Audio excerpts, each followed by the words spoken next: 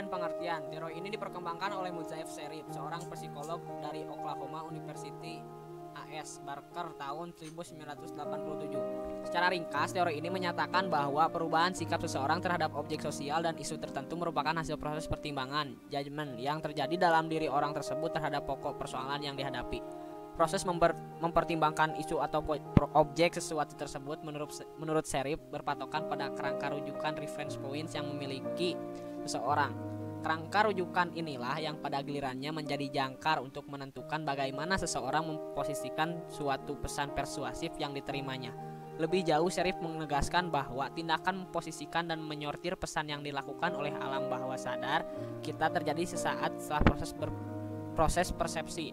Di sini kita menimbang setiap gagasan baru yang menerap kita dengan cara membandingkan dengan sudut pandang kita saat itu.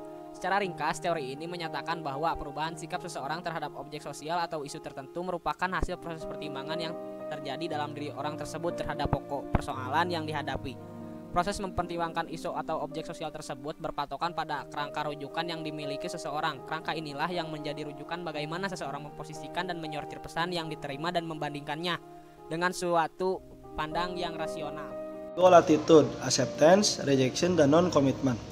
Ungkapan-ungkapan yang muncul setelah tawaran kredit bunga 0% di paragraf pertama oleh STJ disebut sebagai respon. Ketika sebuah bujukan atau persuasif muncul, menurut Sherif, respon yang akan muncul terbagi dalam 3 zona. Yang pertama adalah latitude of acceptance, yaitu zona penerimaan. Dalam hal ini, prosedur mampu merubah sikap orang yang dibujuk. Yang kedua adalah latitude of rejection, yaitu zona penolakan.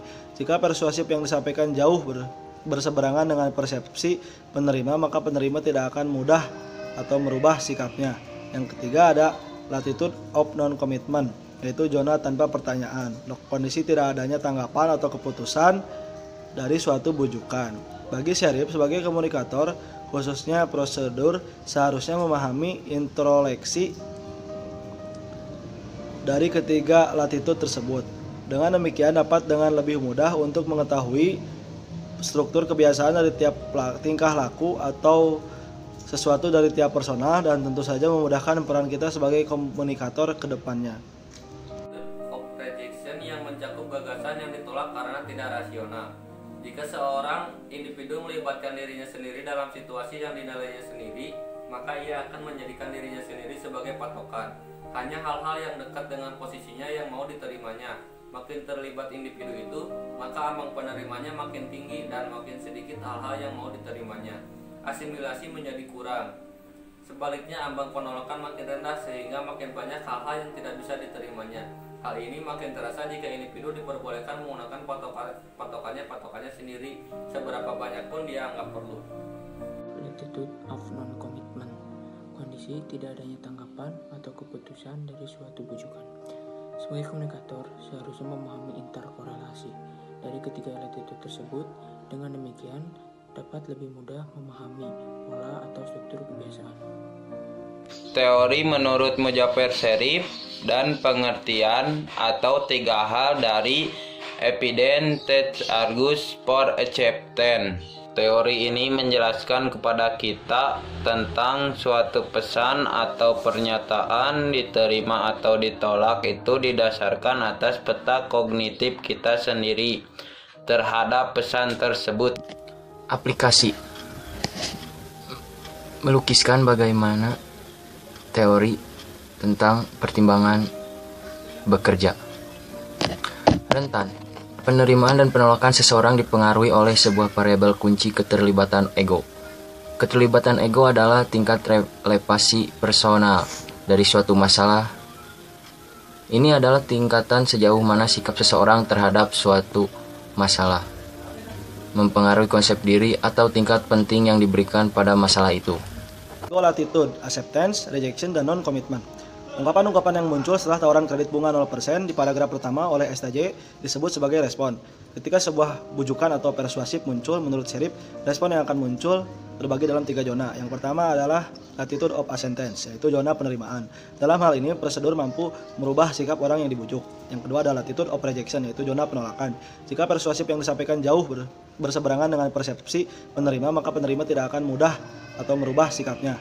Yang ketiga ada latitude of non-commitment, yaitu zona tanpa pertanyaan, kondisi tidak adanya tanggapan atau keputusan dari suatu bujukan. Bagi Sherif sebagai komunikator, khususnya prosedur, seharusnya memahami introleksi dari ketiga latitude tersebut.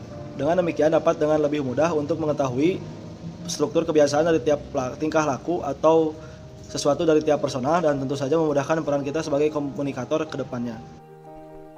Ego influence. How much do you care? Jika Anda pengguna kartu kredit, seberapa penting bunga cicilan 0% bagi Anda? Pertanyaan seperti inilah yang disebut Sherif sebagai konsep ego influence.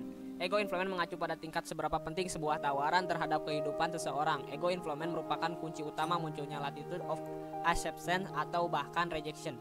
Konsep ini dilatar belakangi dengan pertanyaan-pertanyaan sebagai berikut. Apakah ini hal utama bagi kita? Apakah kita sangat memikirkannya? Apakah sudah sesuai dengan pola hidup kita? Ego influence menggambarkan kemampuan kognitif seseorang akan suatu isu tertentu. Penulis coba ungkapkan contoh lain, misalkan efek rumah kaca karena lapisan ozon yang berlubang. Hal ini mungkin tidak begitu penting bagi kita karena tidak banyak menyinggung sisa kognitif dalam diri kita. Low ego influence. Lain halnya ketika yang diungkap adalah berlubangnya lapisan ozon menyebabkan sinar UV dapat dengan mudah masuk ke bumi dan tanpa filter, sehingga kemungkinan penyakit kanker kulit dapat dengan mudah menyerang. Isu yang kedua ini akan memunculkan tingkatan ego influence yang lebih tinggi karena lebih menyentuh pada aspek kognitif kita tentang kepedulian terhadap diri sendiri. In the message, contrast and assimilation error.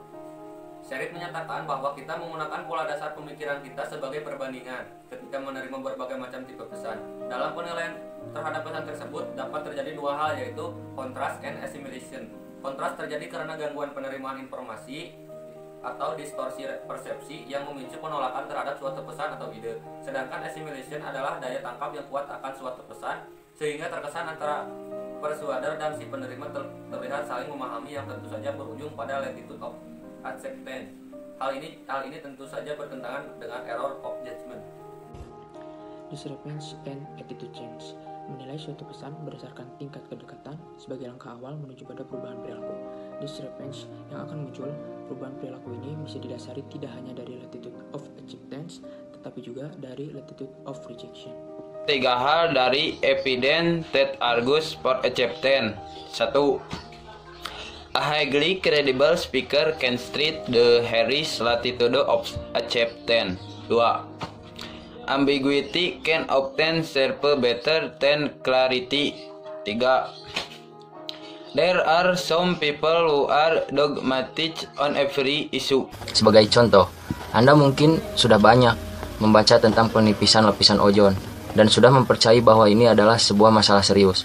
Jika Anda belum mengalami kesulitan pribadi apapun akibat masalah ini, ya mungkin tidak penting bagi Anda karena keterlibatan ego Anda rendah. Di lain pihak, jika Anda sudah pernah dirawat akibat kanker kulit, masalah ini akan jauh lebih melibatkan ego. Assalamualaikum warahmatullahi wabarakatuh. Perkenalkan, nama saya Bani Asidiki dari kelas IKOMA 1. Assalamualaikum warahmatullahi wabarakatuh. Perkenalkan, nama saya Jika Ali Fatwa dari Ilmu Komunikasi A1. Perkenalkan, nama saya Helmi Miftah Poji dari IKOMA 1 semester 2.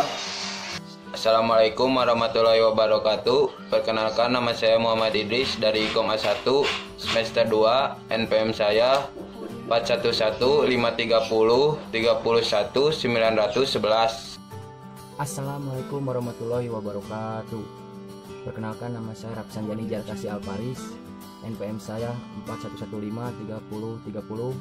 41153030190032. Perkenalkan, nama saya Donur Rahman dari kelas A1 Ilmu Komunikasi.